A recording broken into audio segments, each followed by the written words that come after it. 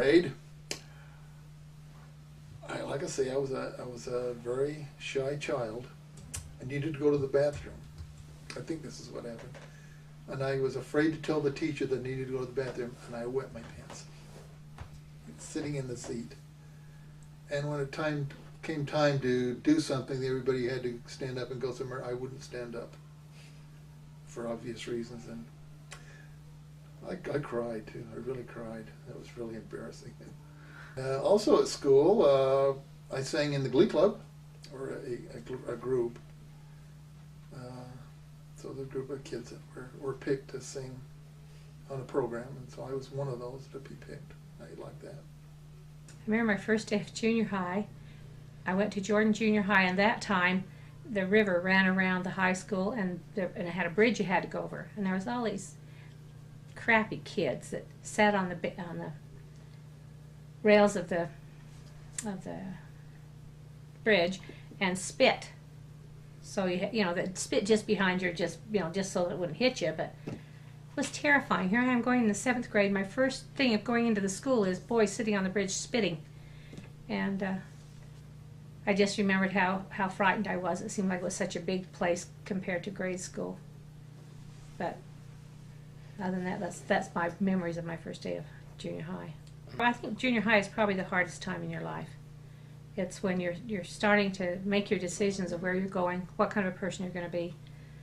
And if you get in with the wrong group when you're that age, it's very hard to break away and get in with a group that's going in the right direction. So I got in with a group of 13 girls. Some were LDS, some were Catholic. And we ate lunch together. We did all kinds of things together. And I really enjoyed that social activity. But I really did enjoy junior high. And that's when I started dating. I started dating a little younger because my folks weren't LDS. There was no rules. And my first date was with a kid named Donnie Hales, and he was LDS. I think I was 14, and we went up to a seminary dance at the university on the bus. And then we came home on the bus. And then the other kid that I dated in junior high was Dave White, who was a friend's friend, and I went with him, and he smoked, and I really didn't want to go with him. And so when he'd call me, I'd say, "Oh, I can't go unless you can take my girlfriend with you." So he would take us both out to a movie or wherever he was going, because he wanted to take me out, but I didn't want to go out with him alone. I don't have any real recollections of junior high, but I have a vivid recollection of high school. 4th grade, 10th grade, 4th period, biology. I walked into the classroom, first day of school. I saw a cute blonde sitting down, talking to some other people as I walked in. I said to myself, "Now there's a cute girl that I'd like to meet," which turned out to be your grandma, your great-grandma, whoever's looking at this tape.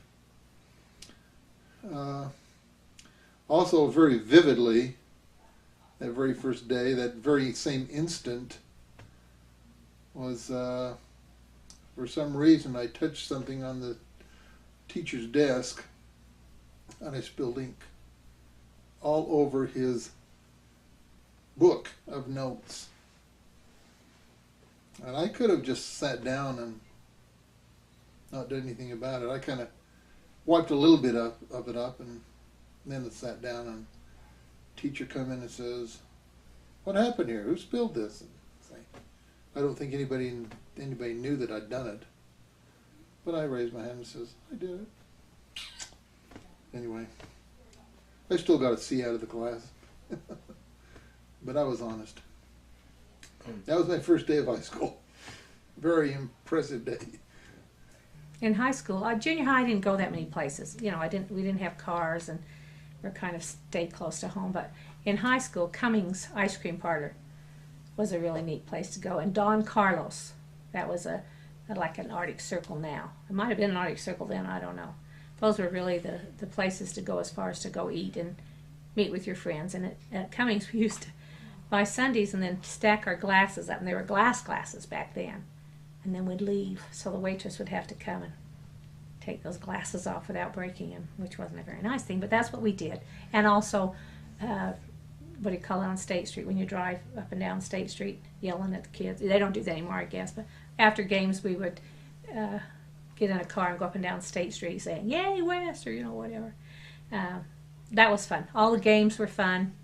It was real fun. And the school dance, I didn't go to too many school dances, but the school dances were fun too.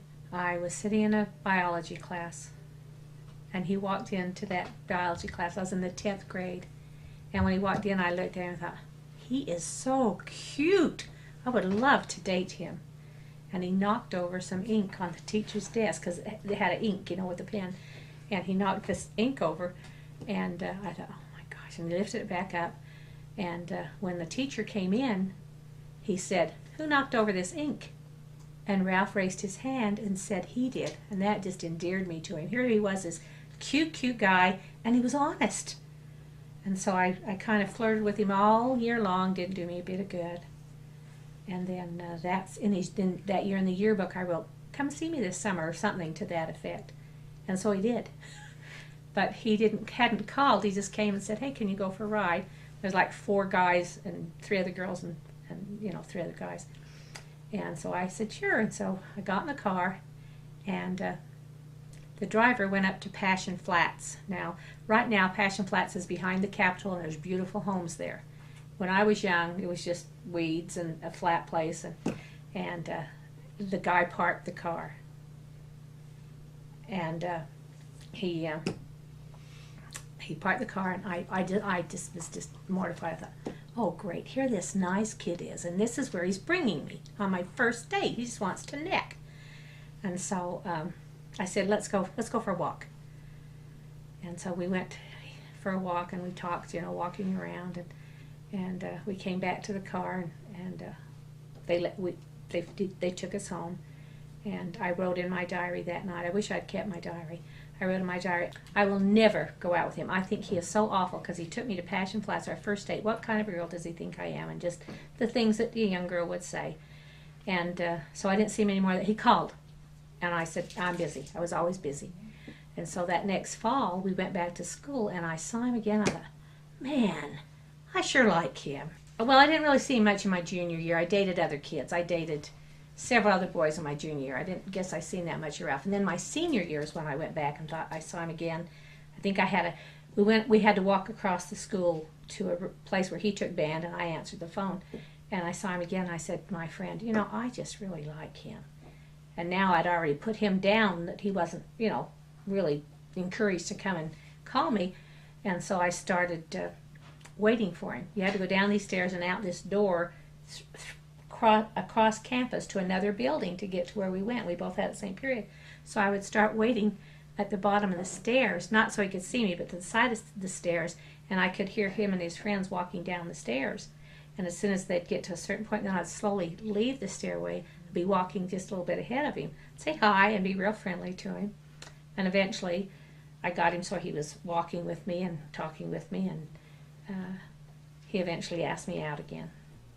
My future wife, your grandma, great-grandma, would hide. She told me, I didn't know this, she told me that she used to hide just around the corner from the door that goes outside to go over to the tech building. And as I come walking through, she'd all of a sudden catch up with me and say, oh, hi, how you doing? You know. And so unbeknownst to me, she was courting me without my knowledge, or at least showing up and helping me to court her. That was part of the fun of high school too. So we dated for quite a while, and then I was dating other people too. And then one night we went to a church dance, and in those days when you asked them to go steady, that meant you went steady. I don't think anymore that means that, but you're there steady, and it didn't date anybody else. And at the church dance, he had asked my friend if she thought I would go steady with him.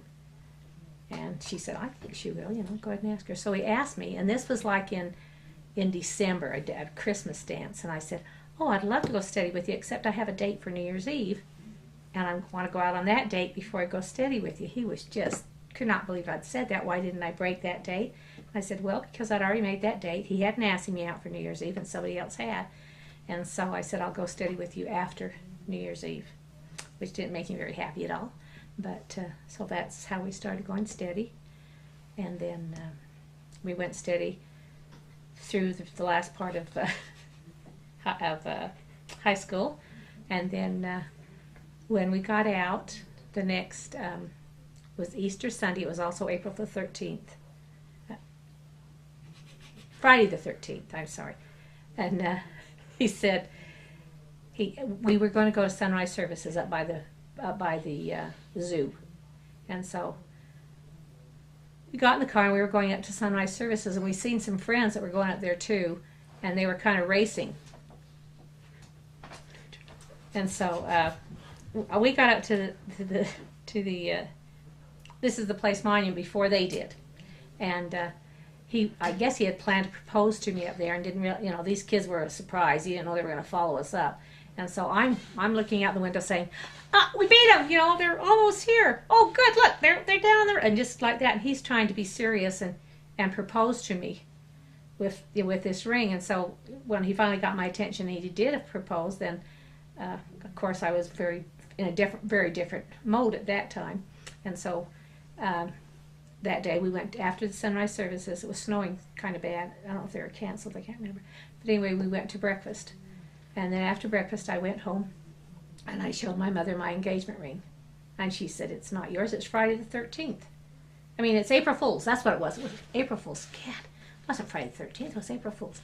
And so she thought I was just fooling her, because my other friend who we'd met up there had an engagement ring. And she says, I'll believe it when you sleep with it tonight.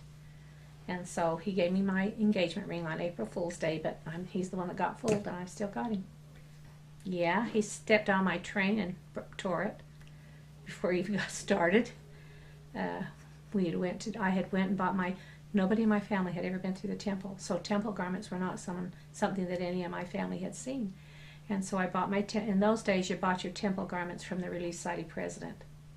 And so I went there. I had told her, we figured out what size, and she had ordered them. I went to pick them up, and I tried them on the day before when I got them, and my sister made fun of them. And I remember just being heartbroken to think that, I was so excited to be able to go through the temple and wear these garments, and my sister was making fun of them because she said they were ridiculous, and it just really broke my heart.